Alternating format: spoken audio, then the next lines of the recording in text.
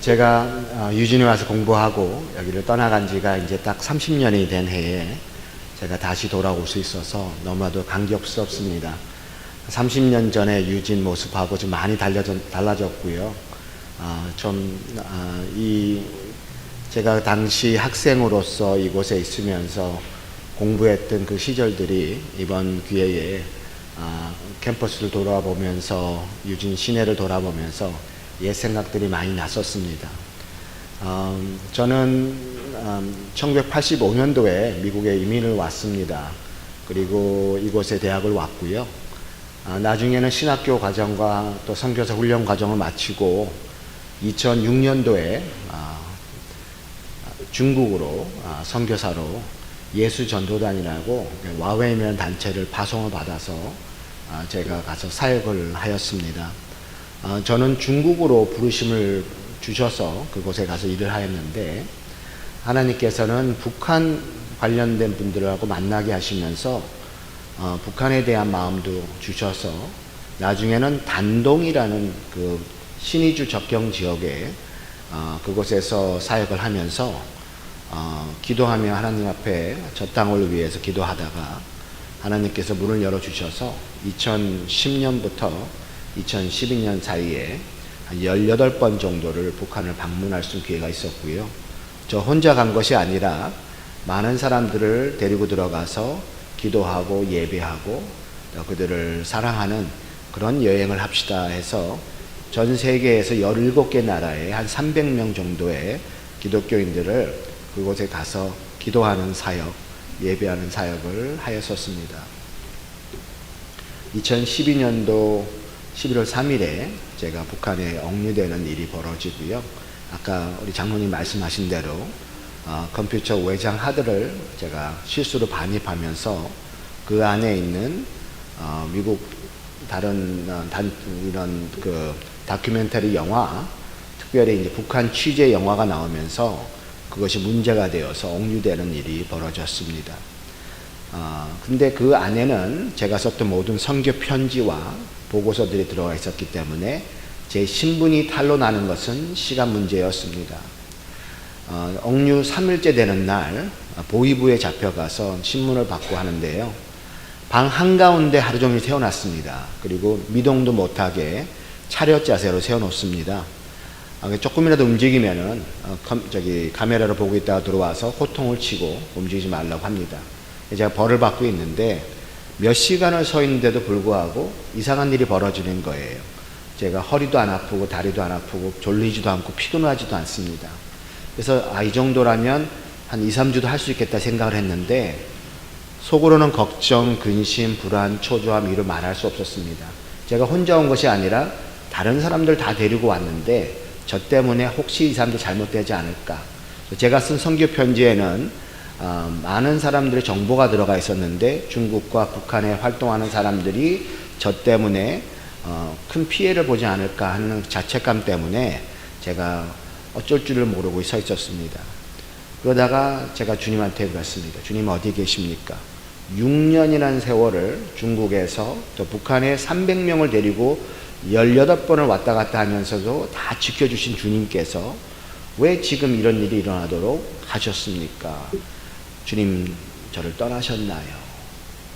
그런 물음 속에 서 있는데 갑자기 제 왼손이 따뜻해지는 거예요. 제가 살짝 펴보니까 금가루 같은 것이 반짝반짝합니다.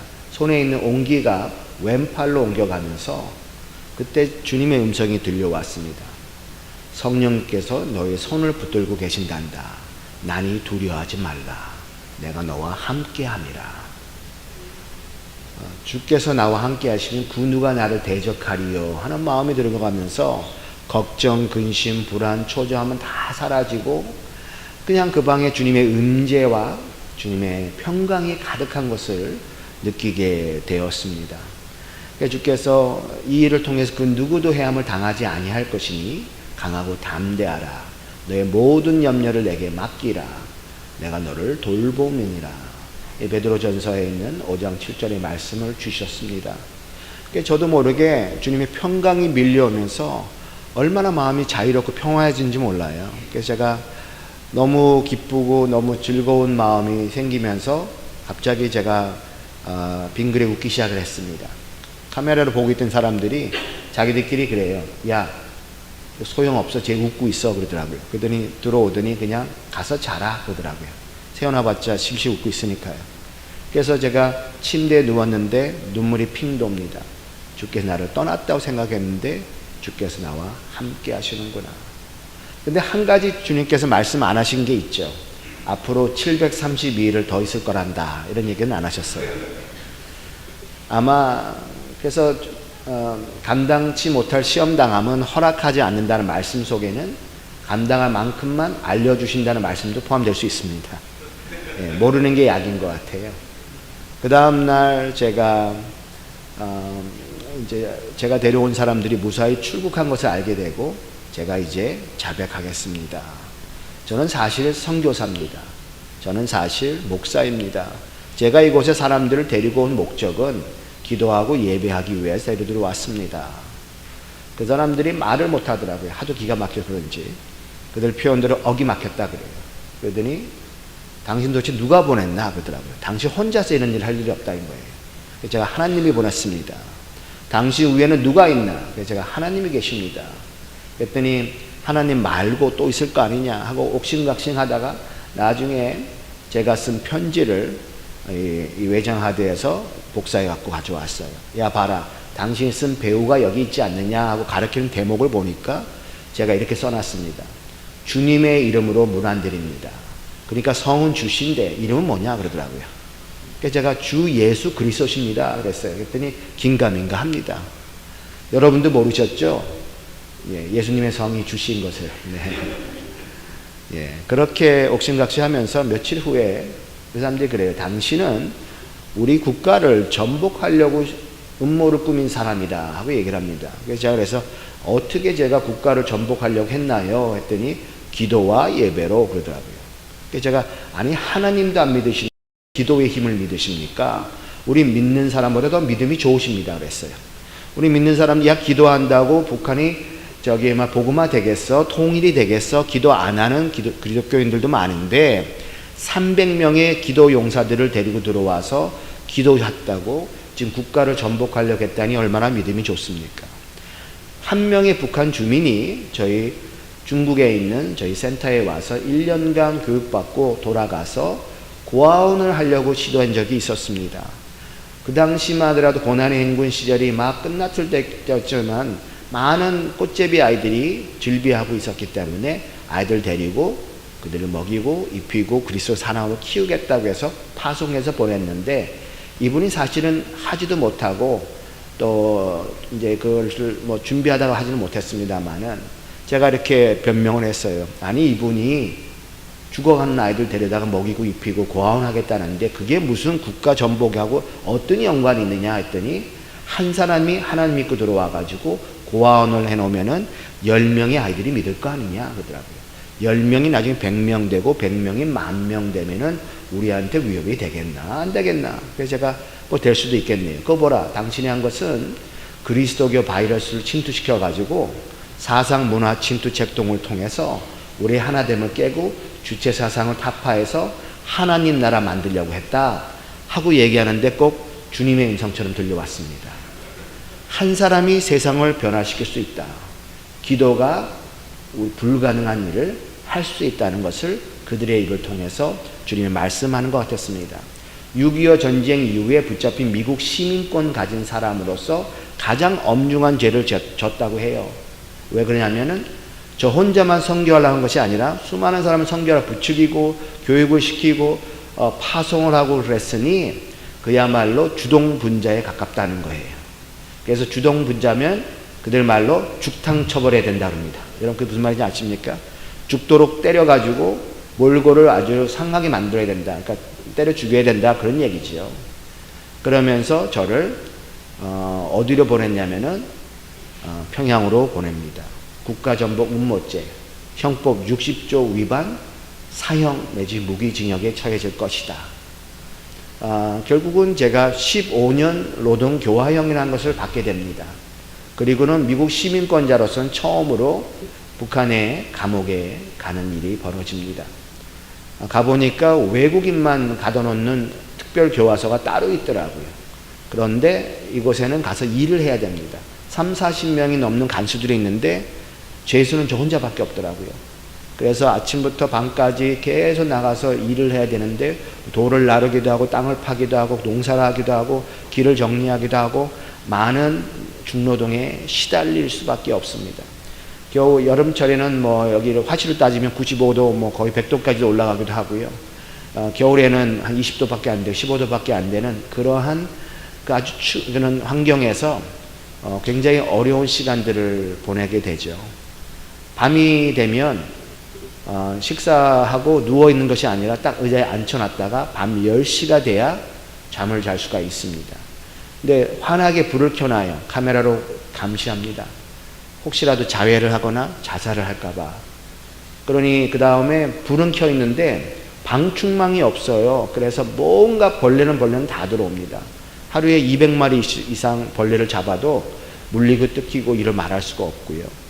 손이 저려가지고 1시간마다 깨서 20분씩 손을 털고 있어야 되는 그러한 어려움 속에서 고난이 너무 극심해서 제가 주님한테 물었습니다. 주님, 언제나 이 고난을 멈추시겠습니까?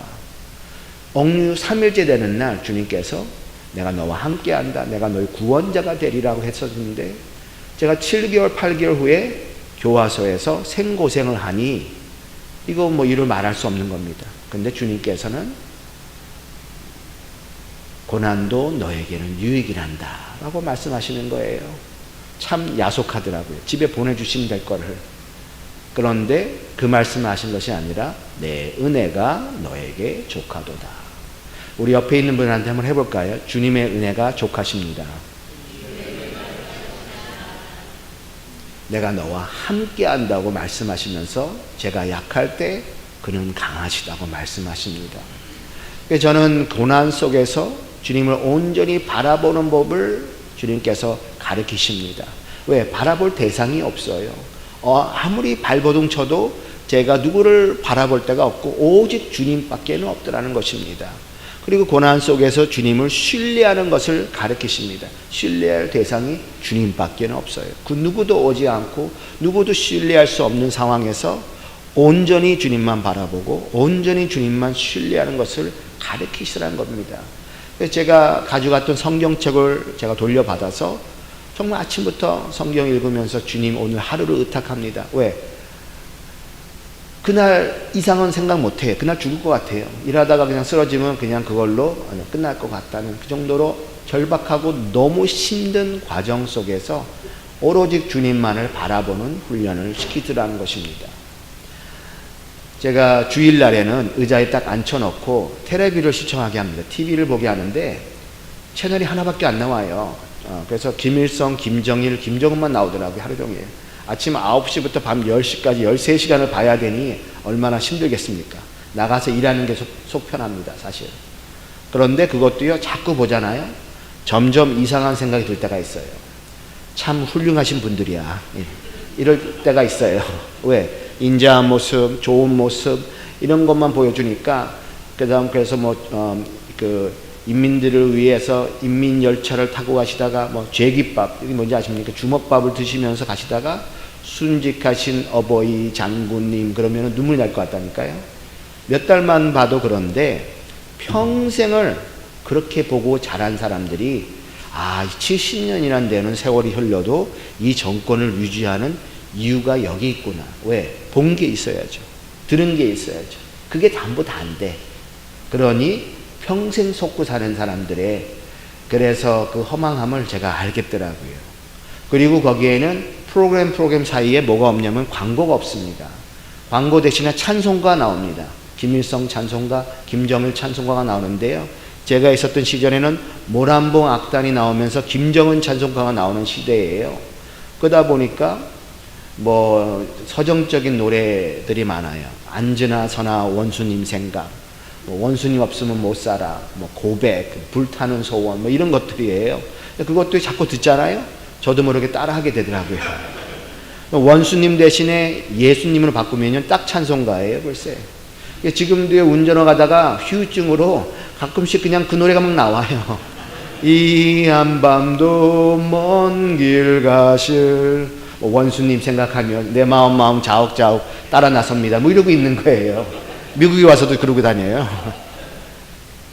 얼마나 많이 들었으면, 얼마나 많이 봤으면 그랬겠습니까? 그래서 주일날은 제가 혼자 텔레비를 멍하니 보다가 하루는 제가 공상을 했습니다. 먹고 싶은 거. 그리고 교화서에서는 나오는 게 국하고 벌건, 그냥 그 된장국, 그 다음에 짠지 2개, 피거리 나와요. 그냥 새끼가 똑같아요. 밥도, 그래서 외국인이라고 쌀밥을 줬는데 한 3년은 된 것 같아요. 시커멓고요. 절반이 쌀이고 절반이 돌이에요. 그래서 잘못 씹으면 이빨이 나가더라고요. 그런데 그거라도 감사하죠. 근데도 배가 고프죠.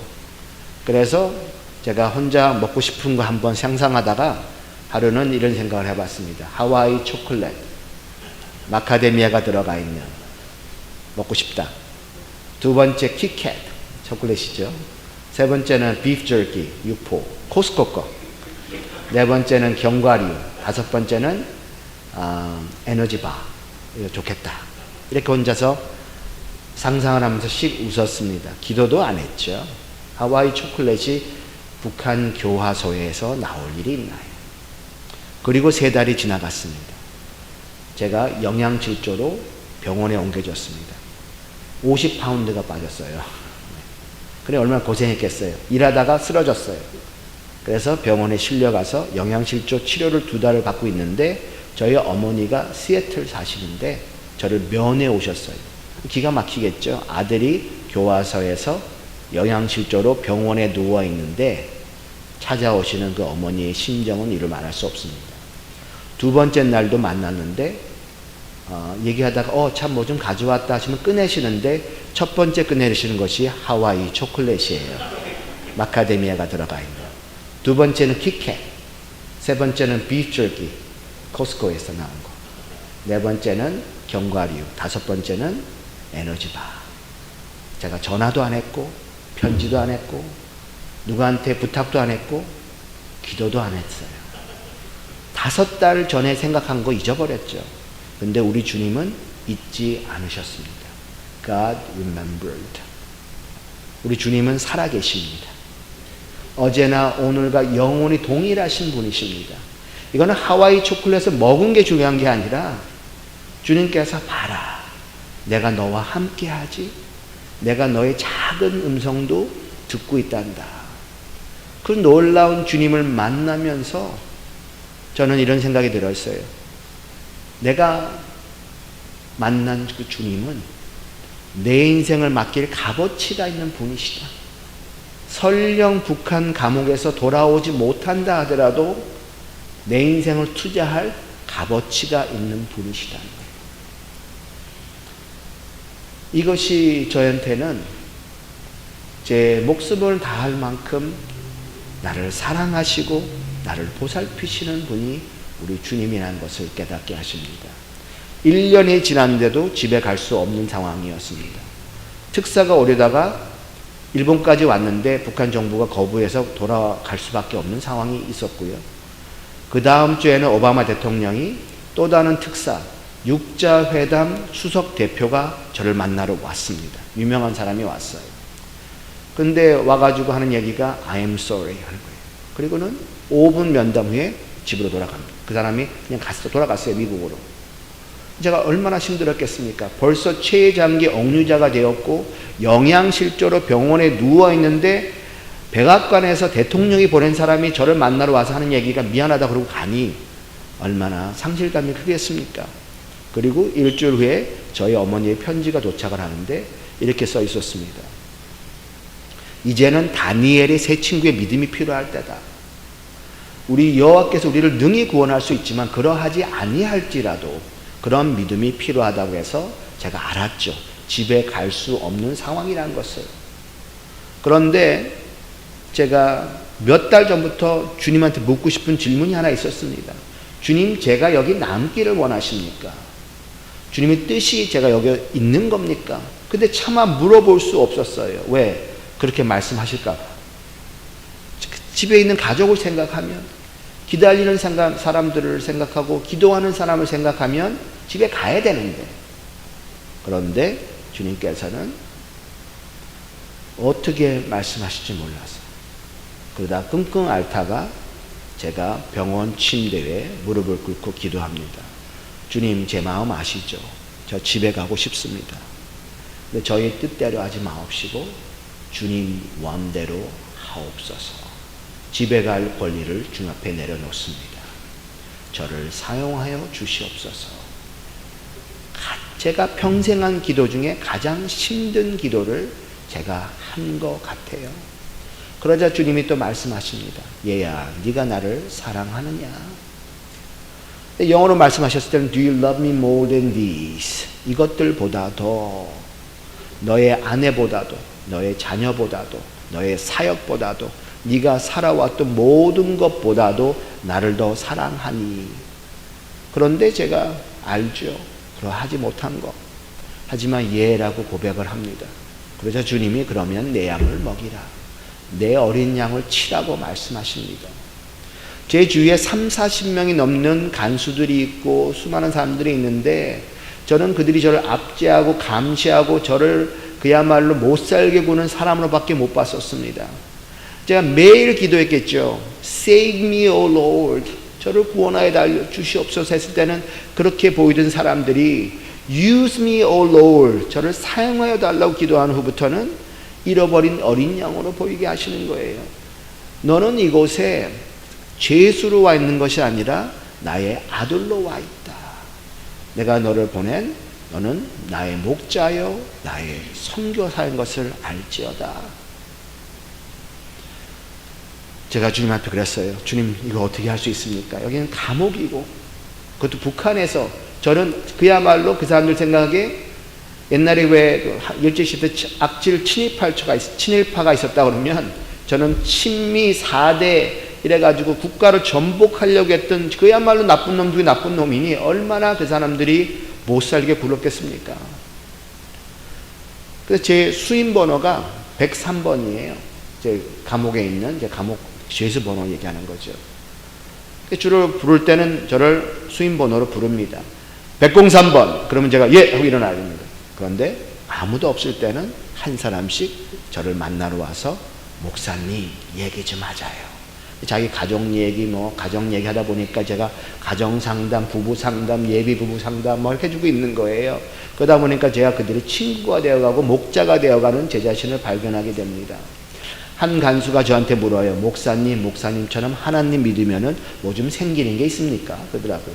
아니, 생기는 게 있으니까 믿지 그냥 믿겠습니까? 그래가지고 하나님이 이렇게 역사하셨고 이렇게 공급하셨고 했더니 야, 부럽습니다. 우리는 자력갱생을 하고 하는데 기도하면 척척 들어주시니 부럽습니다. 그래요. 또 다른 한 분은 와가지고 목사님처럼 하나님 믿으면은 교회에다가 뭘 갖다 바쳐야 됩니까? 그래요. 그러니까 멤버십 피 내는 게 있느냐는 거예요. 그래서 제가 물론 11조 감사헌금도 있지만은 그거 더 중요한 것은 선생님 자신을 하나님 앞에 드려야 되는 거예요. 2년을 못 가고 있으니까요. 보다 안 됐는지 한 청년이 그래요. 아니, 하나님 살아있다면서. 근데 왜 아직 여기 있나? 그래요. 이렇게 오래 있는 사람 처음 봤다는 거예요. 영양실조로 제가 교화소하고 병원을 3번이나 왔다 갔다 했습니다. 갈 때마다 20kg씩 빠져가지고요. 그러니 고생도 당장 죽을 것 같은데 아무도 안 오는데 하나님이 살아있으면 너 왜 집에 안 데려가냐 이거예요. 그래서 제가 그랬어요. 하나님의 계획이 다른 것 같아요. 하나님 계획 속에는 선생님도 포함되어 있는 것 같습니다. 제가 아니면 어떻게 하나님 이야기, 밖의 세상 얘기 들을 수 있겠나요? 했더니 맞대요. 평생 처음 듣는 이야기래요. 제가 조사받을 때 한 조사관이 저한테 물었습니다. 내가 하느님이란 말은 들어봤지만 예수란 말은 당신 통해 처음 들었는데 이 예수가 우리 조선에 사나 중국에 사나 그러더라고요. 저는 농담하는 줄 알았어요. 보이부에 조사관이 평양에서 태어나고 평양에서 대학 나온 사람이 묻는 질문이 예수가 어디 사니에요.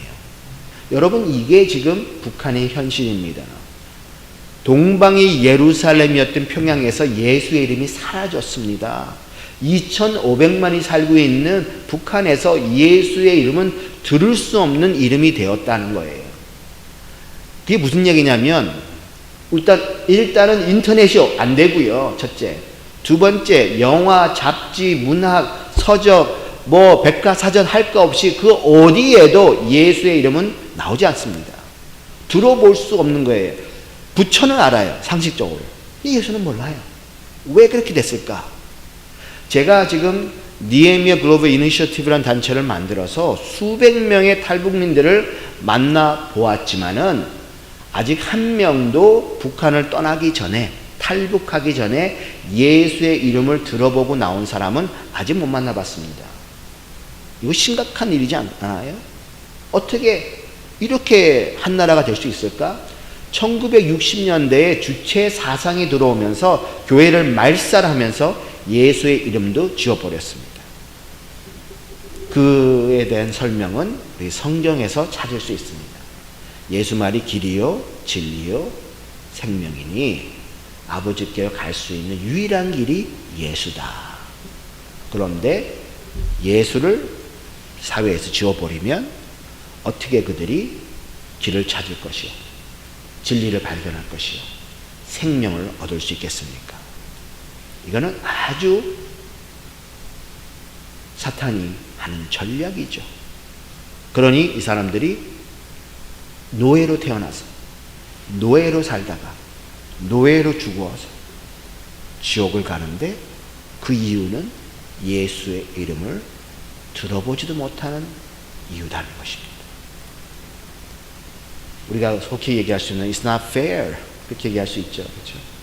unfair하다고 할 수 있겠지만 그게 그 사회를 통제하는 유일한 수단인 것을 그들이 지금 알고 있습니다. 제가 예수와는 유일한 사람이에요. 수십 명 중에 아무도 몰라. 제가 이상한 나라의 앨리스가 된 기분이에요. 그들이 맞고 제가 틀려요. 그래서 근데 제가 예수 믿으세요 할 수가 없어요. 왜? 나도 믿겠습니다 해놨다가 그 사람이 그러면은 그 사람 잡아가죠. 부모 잡아가요. 자녀 잡아가요. 3대를 멸족시킵니다. 그게 예수 믿는 사람이 받는 형벌이에요. 국가 전복 음모죄랑 똑같아요. 나 외에 다른 신을 섬기지 말라. 똑같은 그 강령이 거기에 10대 원칙에 있습니다. 그러니 하나님인 김일성 대신 살아계신 하나님을 섬기면 그거는 그 나라에서는 뭐가 되는지 압니까? 정치범이 되는 것이고 그 나라를 전복하려고 시도하는 사람이 된 것입니다. 그래서 그 사람은 죽임을 당하거나 정치범 수용소로 끌려갈 수밖에 없는 그런 일이 벌어지는 것이죠. 그래서 제가 말로 전할 수 없는데 하나님께서 이러한 예화를 생각나게 하셨습니다. 한 선교사님이 미국에서 인도에 가 사역을 하는데 인도의 소수민족 부락에서 일을 하시는데 글쎄 그때 그쪽 마을 방언이 굉장히 어려웠나 봐요. 3년 돼도 제도 말을 못 배우고 5년, 7년 돼도 말을 잘 못하니까 복음을 제대로 못 전했습니다. 10년 동안 성과가 없으니까 선교사님을 교회에서 불러드렸습니다. 또 다른 선교사를 그 자리에 보내놨는데 이 선교사님은 언어에 재능이 있어서 3년 만에 자신이 생긴 거예요. 3년 후에 온 부락 사람을 모아놓고 설교를 합니다. 복음을 전합니다. 자, 예수 믿을 사람 손 들어보세요 했더니 온 부락 사람이 다 손을 드는 거예요. 그 이분이 내가 말이 짧아서 이해가 안 됐나 보다 해가지고 한 번 더 설교를 하고 예수 믿을 사람만 손 들어봐요 했더니 다 손을 또 들어요. 그래서 이분이 좀 화가 나가지고 예수는 알기나 알고 누군지 손을 드나요 했더니 부락의 촌장님이 손을 드시더니 예수께서 우리랑 10년 동안 사셨었습니다. 이 예화를 하나님께서 감옥에 있을 때 생각나게 하시는 거예요. 이들이 만날 수 있는 예수는 바로 너밖에 없을 수도 있다. 작은 예수가 되어 주거라. 말로 전하지 말고 삶으로 전하거라. 여러분 여기가 감옥이고 북한 교화소인데 그렇죠? 남이 욕하면 욕해주고 싶고 남이 못 살게 하면 나도 때리고 싶고 그런 게 사실인 것 같죠. 사람이 사는 게 그런데 하나님 제가 이거 어떻게 합니까? 주님 도와주세요. 날마다 기도합니다. 주님의 영광을 가리지 말게 하여 주시옵소서. 오늘 하루 주님 닮게 하여 주시옵소서. 참 어려운 과제였습니다. 그러면서 하루는 제가 겨울철에 이 석탄재가 나오면요, 덩어리가 이만큼씩 나오면은 곡괭이 자루로 다 이렇게 부셔야 돼요. 그래서 가루를 만들어야 됩니다. 그 일을 한 10시간씩 한 2달 한다고 생각해 보세요. 온 폐가 완전히 시커매져 가지고 지금도 그 영향을 아직 못 벗어나고 있습니다만은, 그러고 있다가 한 번은 담당 검사가 찾아와 가지고 하는 얘기가 야, 미국에서 특사가 이틀이면 도착을 한대요. 그러니까 집에 갈 준비하라는 거예요. 그래서 제가 야, 이제 끝났구나. 그래서 제가 사람들은 다 인사까지 했습니다. 그동안 고마웠습니다. 감사하다고 인사하고 기분이 좋아가지고 제가 노래도 했네요. 이제는 우리가 헤어져야 될 시간, 다음에 또 만나요 하면서 손을 이렇게 흔들었더니, 야, 슬픈 노래 하지 말라 그래요. 가기는 어딜 가네. 말똥 못하고 좋은데 좀 더 있자. 벌써 갈라 그래. 야, 그러면 야, 2년밖에 안 됐어 그러는 거예요. 그래서 제가 빨리 가야 빨리 돌아옵니다.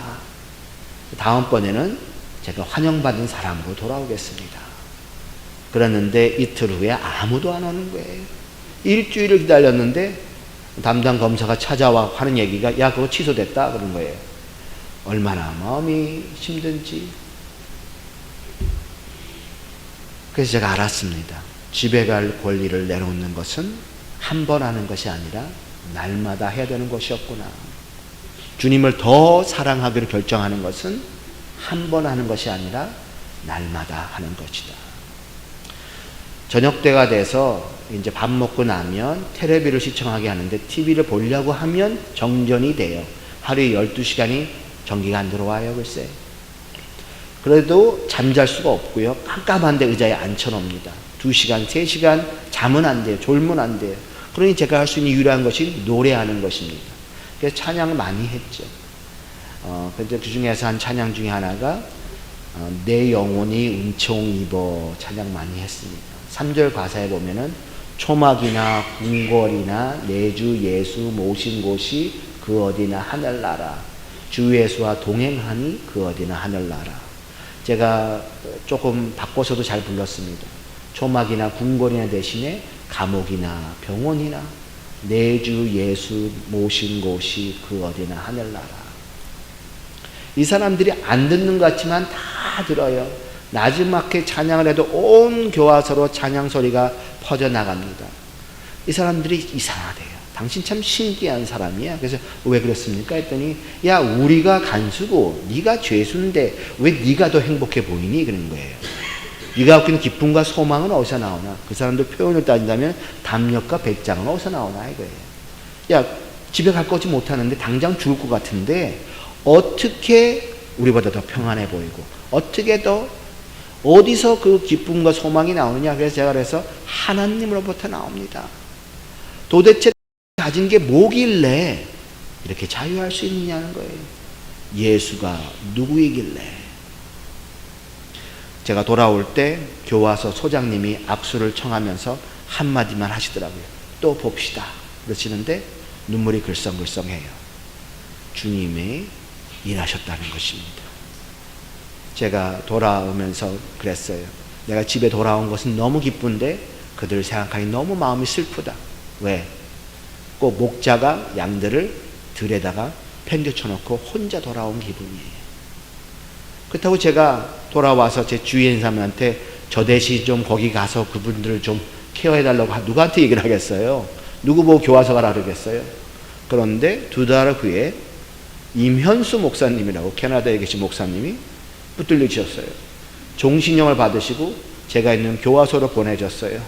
그분은 캐나다의 가장 큰 대형 한인교회 담임 목사님이시고 북한을 150번을 다니셨던 분이시에요. 하나님께서 2대 목자로 보내셨더라고요. 그분 돌아오시니까요. 아이 글쎄 미국 국적 선교사님 3분이 붙잡혔네요. 그래서 제가 상상해 봤습니다. 3사람이 있으면 교회도 시작하셨겠다 그랬어요. 나중에 트럼프 대통령이 폼페오 장관을 통해서 다 데리고 오지요. 제가 돌아올 때 이런 일이 있었습니다. 2014년도에 11월 1일 날, 그러니까 11월 3일이 딱 2년째 되는 날인데 11월 1일 날 똑같은 검사가 와서 야 2년 지나갔다 13년만 더 있으면 돼 그러더라고요. 13년 후에 너 환갑이니까 우리 국수 먹자 그러더라고. 아무도 안 온대요. 너는 버림받았다. 이렇게 얘기를 합니다. 잊혀졌대요. 그런데 이 사람이 그날만 와서 얘기한 것이 아니라 매주 토요일마다 1년 내내 52번을 와서 그 얘기를 했어요. 그래서 제가 그 사람 별명을 Mr. Disappointment라고 했습니다. 실망시. 왜? 매일같이 와서 아무리 전신갑주를 입고 기도하고 예배해도 실망시 얘기를 들으면요 실망이 돼요. 실망이 되면요 나중에 소망을 잃어버리면 절망하게 되면 디프레스해서 우울증 환자 되겠더라고요. 다 죽겠더라고요. 그래서 제가 결정을 해야 됩니다. 내가 이 Mr. Disappointment 이 얘기를 들을 것인가, 아니면 하나님 아버지의 말씀을 들을 것인가. 성경 구조를 통해서 내가 너의 피난처라, 내가 너의 반석이라, 내가 너의 구원자라 수많은 약속을 주신 그 말씀과 450통이 넘는 편지가 전 세계에 저한테 왔는데 당신은 잊혀지지 않았습니다. You are not forgotten, Kenneth. We are standing with you. 우리가 함께 서 있습니다. 기억합니다. 힘내세요. 이러한 편지들을 제가 수많은 편지를 받으면서 제가 결정을 해야 돼요. 내가 이 사람 말을 들을 것인가, 하나님의 말씀을 들을 것인가. 힘들 때마다 저는 화장실에 가서 이 거울을 바라면서 네가 이곳에 선교사로 와 있는 거 잊지 말아라. You need to know who you are. 그래서 제가 그랬어요. My name is Kenneth Bae. I'm a missionary. 제가 그 얘기를 수백 번을 제가 한 것 같습니다. 마음이 흔들릴 때마다, 어려울 때마다 내가 누구인지, 주님이 누구인지를 기억하는 일을 반복하게 하셨습니다. 11월 3일 2년째 되는 날 새벽에 주님이 저를 깨우셨습니다. 스바냐서 3장 20절을 펼쳐보려. 영어로 말씀하셔서 영어 성경을 펼쳐보니 영어 성경 NIV에는 이렇게 번역이 되어 있습니다. I'll bring you home. 내가 너를 집으로 데려간다. 월요일 날 아침에 주신 말씀. 금요일 날 특사가 도착을 합니다. 토요일 날 11월 8일 날 제가 집에 돌아갑니다. 집에 돌아온 비행기에서 그 얘기를 하니 깜짝 놀라요. 우리가 워싱턴 DC를 11월 3일 월요일 날 먼데이에 떠났습니다. 하나님 저한테 말씀하시고 비행기를 보내시고 미국의 국가정보국장 제임스 클래퍼라고 Director of National Intelligence 하신 분이 저를 데리러 왔는데 20명이 넘는 사람들이 저를 데리러 왔어요. 그래서 저는 이렇게 얘기를 합니다. 오바마 대통령도 제 이름을 압니다, 이제는. 그런데 그것보다 더 중요한 것은 하나님 아버지께로부터 아는 바가 되었다. 우리 여기 계신 성도 여러분 한 분 한 분의 이름을 우리 주님께서 알고 계십니다. 여러분이 지금 어떤 고난 속에 있는지, 어떤 환경 속에 있는지 우리 주님을 알고 함께 하십니다. 북한에서 신음하던 그 음성을 들으시면서 저를 만나주신 주님이 여러분하고도 동행하신다는 것입니다. 그래서 고난 속에서 할 수 있는 최선은 온전히 주님을 바라보고 신뢰하고 주님을 사랑하고 주님께 순종하는 것이 최선인 것을 주님이 가르쳐 주시더라는 것입니다.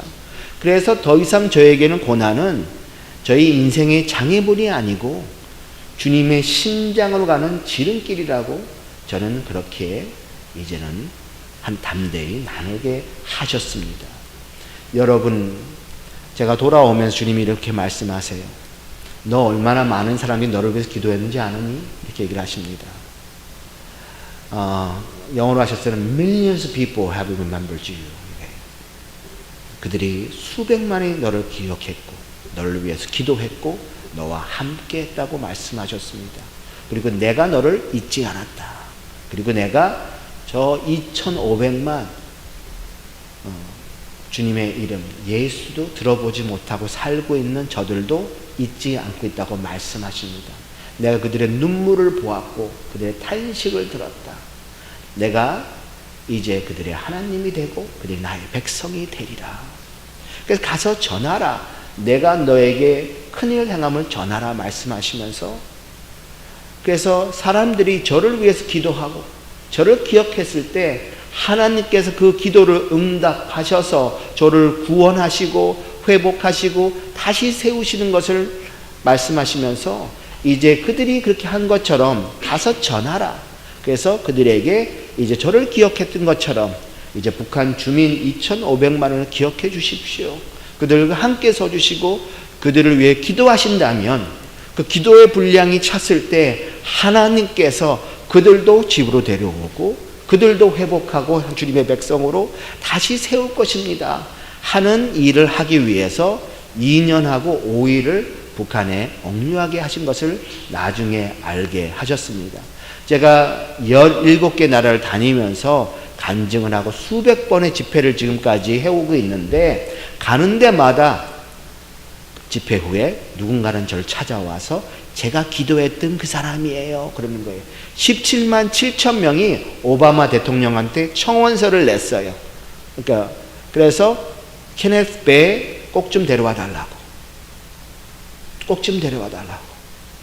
그래서 전 세계 구명운동이 일어나고 기도운동이 일어난 것을, 그리고 수백 명이 자기의 주지사나 상원의 의원이나 하원의원을 찾아가서 뭐 편지를 쓰고 방송에 나가서 저 구명운동을 하게 하신 것입니다. 제 대학교 다녔던 친구가 바비 리라고 있습니다. 여기 유진 시티 카운슬러도 했던 친구고요. 지금은 시애틀에 거기 전체 시애틀 시의 경제 개발국장을 지금 하고 있는 친구가 있는데, 그 친구가 유진에서 마라톤을 뛰었는데 제 얘기를 들어가지고 마라톤 뒤에다가 freecannow.com 이렇게 써가지고 케네스 베를 후원해 달라고 유진 커뮤니티에서 그런 운동이 시작이 된 것이 나중에는 전국적으로 번지게 된 일도 있었습니다. 제가 그냥 돌아온 게 아니더라고요. 제 믿음이 좋아서 돌아온 게 아니고 얼마나 많은 사람들이 저를 위해서 애타게, 어떤 사람은 새벽 2시에 편지를 썼다고 그래요. 내가 2시인데 당신 때문에 잠을 못 자요. 왜 그렇게 하셨을까? 제가 엘살바도르에 갔더니요, 엘살바도르의 작은 도시에 9살짜리가 저를 만나서 하는 얘기가, 선교사님 제가 5살 때 선교사님과 2년 동안 기도했어요. 그래서 제가 깜짝 놀랐습니다. 5살짜리가 뭘 안다고 저를 위해서 엘살바도르에서 기도합니까? 그리고 제가 다니는 데마다 집회를 하는데 브라질에 있는 집회를 갔더니 103세 되신 할머니가 저를 만나고 손을 꼭 잡으시면서, 내가 103세까지 살면서 북한을 위해서 아직 한 번도 기도해 본 적이 없는데 당신 앞에 내가 이제는 약속하겠습니다. 내가 주님 앞에 가는 날까지 날마다 북한을 위해서 기도하겠습니다. 그거를 하기 위해서 주님이 그곳에 보내셨구나. 그래서 목소리가 없는 사람에게 목소리가 되어주고, 그래서 제가 전국을 다니고 전 세계를 다니면서 이 일을 하기 위해서, 그러다가 지금 제가 30년 만에 90년도에 떠났으니까요. 30년 만에 유진에 와서 처음으로 여러분 앞에 서게 하시는 것입니다. 여러분, 오늘 본문 말씀을 느헤미야서를 읽었지 않습니까? 여러분, 느헤미야는요, 그 유다가 망하고 바벨론의 포로로 잡혀갔던 사람들의 3세나 4세쯤 됐던 사람이었을 겁니다. 나라가 망하고 70년이 넘어갔으니까요. 그랬는데 이 사람이 바벨론 왕이 살고 있는 수상궁에서 일을 하고 있는 관리였어요. 그것도 왕한테 수를 따르는 사람이었으니 얼마나 왕의 신복 중에 신복이었겠습니까? 지금은 따지면 비서실장이나 부속실장 정도 되는 위치에 있었던 사람이었습니다. 유대인 중에서는 가장 잘된 사람이겠죠. 그런데 그는요, 누구를 기억하고 있냐면 남겨진 사람들, 지금 예루살렘을 기억하고, 그 상황을 모르니까 성벽은 무너졌고 성문은 불탔고 사람들은 공경에 처했다는 얘기를 듣고 이 사람이 주저앉아서 오열을 하고 울입니다. 그리고 통곡을 하면서 기도하기 시작합니다. 금식을 합니다. 하나님, 우리가 잘못했습니다. 우리 선조가 잘못했습니다. 회개합니다. 내가 잘못했습니다. 그러면서 하나님 앞에 뭘 하냐면요, 애원하는 기도합니다. It's pleading to God. 우리 민족을 불쌍히 여겨 주시옵소서. 다시 회복하여 주시옵소서. 그의 기도가 하나님의 마음을 움직입니다. 하나님의 마음이 움직여지니까 왕의 마음이 움직여집니다. 그래서 불가능한 일이 이루어지는 거예요. 선대 왕이 절대 다시 그 짓지 말라고 했는 거, 그거를 하게 합니다. 그래서 느헤미야가요, 예루살렘은 총독으로 가서 딱 한 가지 하기 위해서 갑니다. 가서 성벽을 재건하기 위해서 갑니다. 그리고 나서 오늘 읽은 17장 17절 18절은 그가 다 돌아보고 나서 사람들을 불러 모읍니다. 여러분, 우리가 당한 상황은, 여러분 본경은 여러분이 보는 것과 같소. 이런 처한 우리 상황이 이렇다는 거예요. 성벽은 무너졌다. 성문은 불탔고. 그래서 우리 일어나 건축합시다. 재건하자는 얘기를 합니다. 그러면서 키워드는 그 다음에 나와요. 다시는 우리 민족이 수치를 당하지 않기 위해서. 그게 목적이었어요. 여러분, 이스라엘이 어떤 백성입니까? 구별된 백성이잖아요. 선택받은 백성이잖아요. 이방인하고 비교할 수 없는 백성이었잖아요. 하나님의 은혜와 임재가 가득했던 곳에 그들이 죄악으로 말미암아 하나님 앞에 벌을 받고 그렇게 치욕적인 역사 속에 살고 있다가 이제 그가 하는 것은 성벽의 재건이 중요한 것이 아니라 이것을 통해서 다시 한번 하나님의 백성으로 회복되고 하나님의 나라가 임하고 예배가 회복이 되고 하나님 앞에 말씀이 회복되는 하나님 백성으로 다시 살아가는 놀라운 은혜를 경험하는 일을 그가 요청하는 것이었습니다. 그 일이 이루어집니다. 모든 사람들이 모여서 주 앞에 예배드리고 말씀을 처음으로 듣고 그 말씀을 들으니까요, 마음에 컨빅션이 생기니까 어떻게 합니까? 회개가 일어납니다. 그러자 느헤미야가 그래요. 야, 지금 회개하지 말라. 울지 말라는 거예요. 오늘은 하나님과의 관계가 회복된 날이니 단 거를 마시면서 우리가 셀러브레이션 하자. 그리고 날을 정해서 철저하게 회개합니다. 하나님 관계가 회복이 됩니다. 그러자 부흥이 일어납니다. 그리고 사회가 재건됩니다. 이게 하루아침에 일어난 일이 아니라 수십 년의 시간이 걸려서 일어나면, 그리고 나서 400년이 넘어서 예수님이 그 예루살렘에 오시죠. 여러분, 남과 북이 갈라진 지 70년이 넘었고요. 6.25 사건이 일어난 지가 올해로 70년입니다. 여러분, 지금 동방이 예루살렘이었던 그 북한 땅, 그 저기 평양이 이제는 지금 이 예루살렘처럼 된 거예요. 그 영적인 성벽은 다 무너지고요.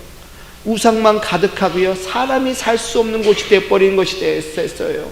그런데 이제 우리에게 주어진 사명이 무엇이냐면, 여러분, 언제까지 저들을 외면하겠습니까? 이 느헤미야가 그들을 생각하면서 통곡하면서 자기는 잘 먹고 잘 살았거든요. 지금은 따지면 이민 온 거나 마찬가지잖아요. 워싱턴 DC 백악관에서 일하는 사람이 뭐가 아쉬워서 북한 사람들을 대한 토로를 하겠습니까? 그와 똑같은 심정이었는데 그는 그러지 아니었다는 거예요. 식음을 전폐하면서 주 앞에 매달리면서, 주님, 그 기도가 민족을 살립니다. 같은 기도가 우리 북한 땅에 저 고통받는 저 사람들을 살리고 민족의 수건인 대한민국 통일이 이루어질 수 있는 일은 우리가 기도할 때, 그들을 기억할 때, 외면하지 않고 함께 설 때 하나님께서 그 일을 하실 거라는 것입니다. 제가 돌아오게 된 것도 기적입니다. 제가 돌아오자 와서 저를 데리고 왔던 사람이 백악관에 지금도 일하고 계신 분이 앨리슨 후커라는 분이 계세요. 그분은 그 당시 한반도 보좌관이었고 NSC에 지금은 동아시아 전체 보좌관입니다. 그분이 저를 만나서 그래요. 당신이 내 눈앞에 서 있는 것 자체가 기적이라고. 왜? 당신만 하더라도 마지막 순간까지 데려올 수 없는 상황이었대요. 짐 싸라 그러더래요. 그냥 공항으로 가라 그래서 실패한 미션으로 돌아가는데 공항으로 가는 길에 차를 세우더니 데려가라 그러더래요. 그래서 3시에 통보하고 3시 반에 사면식하고 4시에 제가 비행기 탔습니다. 저도 몰랐어요, 3시까지. 그러니 얼마나 정말 어렵게 제가 돌아왔는지 나중에 알았습니다. 여러분, 저는 다 돌아오는 줄 알았어요. 시간만 걸릴 뿐이지. 저 다음에 돌아온 사람이 한 명 있는데 오토 원비아라는 학생이죠. 21살짜리가 15년형 받고 제가 있었던 교화소로 보내져서 고문당해서 죽었습니다. 그래서 제가 그 부모를 제네바에서 UN 인권회의에 만났는데 할 말이 없어요. 뭐라고 위로하겠습니까? 저는 살아 돌아왔고 그 아들은 죽임을 당했고, 그걸 통해서 북한 인권법이 제정이 되고 좀 제재가 들어가는 일이 벌어지면서 지금 또 역할을 하고 있긴 합니다만은, 여러분, 그래서 제가 오늘 여러분들에게 느헤미야 100만 기도 서명 운동이라는 것을 제가 여러분들한테 소개합니다. 제가 오후 시간에 2시에 여러분 참여할 수 있으시면 좀 자세한 얘기를 하겠습니다만은, 여러분, 이것은 여기 아마 나가시면 뒤에 이 기도 서명 운동을 여러분들께서 직접 사인해 주시면 이렇게 어제 사인하신 분의 이제 성함이 들어가 있는데요. 나 누구누구는 하나님 앞에 2,500만 명의 북한 사람들을 기억하고 그들과 함께 서고 기도할 것을 약속합니다. 여러분이 니에미야 기도 용사가 되어 주시면 여러분이 전 세계에서 이걸 서명한 사람과 함께 서면서 보이지 않지만 그 장벽을 놓고 주님 이 장벽이 무너져서 다시 한번 하나님 나라가 회복되게 하여 주시옵소서. 이 캠페인이 시작된 지가 이제 1년 반이 되었는데 지금 전 세계 70개국에서 5,250명의 사람들이 지금 850개 나라 도시에서 지금 기도하고 운동으로 시작된 것입니다. 70개 나라. 올해 저희가 10,000명이 100개 나라에서 기도하는 운동이 되길 원합니다. 제가 도미니카에 가도 캄보디아에 가도 아니 아프리카에서 뭐가 아쉬워서 왜 북한을 위해서 기도하겠습니까? 그런데 당사자인 우리가 기도하지 않는다면 지금 우리가 편하게 살고 있다고 해서 두고 온 나라를 놓고 기도한다면 우리가 앞으로 통일되었을 때 하나님 앞에 나아가서 할 말이 있지 않겠습니까? 제가 돌아왔는데요. 돌아오는 비행기 돌아오는 장면이 CNN, BBC 할 것 없이 전 세계에서 방영이 됐어요. 그래서 돌아오니까 시애틀로 돌아왔단 말이에요. 그래서 돌아오니까 그 다음 날 나갔더니 다 알아보는 거예요. 어디 가도. 그래서 웰컴 백 난리가 났어요. 그래서 제가 3일째 되는 날 제가 도저히 다닐 수가 없어서 길을. 그래서 선글라스를 끼고 모자를 둘러쓰고 그리고 제가 몰에 갔는데 들어가자마자 저쪽에서 등치가 산만한 미국 흑인 여자분이 아주머니가 저를 알아보시는 거예요. 그 소리를 막 지르시는 거예요. 케네스 막 이러시는 거예요. 그래서 제가 깜짝 놀랐어요. 막 뛰어오시더라고요. 그러면서 저한테 허그를 하시는데 그러면서 하시는 말이 눈물을 흘리시면서 내가 당신을 위해서 2년 동안 하루도 빠짐없이 기도했어요. 제가 너무 놀랐습니다. 제가 뭐길래, 제가 누구이길래 생전 모르는 사람이 왜 눈물로 기도하는 일을 하나님이 하셨습니까? 여러분, 제가 돌아온 것이 얼마나 기뻐하신 분이 많은지 몰라요. 왜? 내가 텔레비에 보고 기도했던 그 사람이 내 눈앞에 지금 서 있다는 거죠. 내 기도를 하나님이 들으셨다. 여러분, 앞으로 통일되었을 때 혹시라도 북한에 가서 김일성 광장에서 함께 예배 드릴 때 북한 주민들이 어디 있다가 지금 왔습니까? 하면 내가 형제님을 위해 기억했습니다. 기도했습니다. 여러분, 연세가 중요하지 않아요. 5살짜리가 기도할 수 있고 103세 할머니가 기도할 수 있으면 여러분, 청년인 여러분, 중년, 장년에 계신 여러분, 북한을 위해서 기도하는 것부터 내가 주님이 그들을 긍휼히 여기시니 내가 그들을 긍휼히 여기겠습니다. 이 컴패션을 하나님이 주셔달라고 기도해 주세요.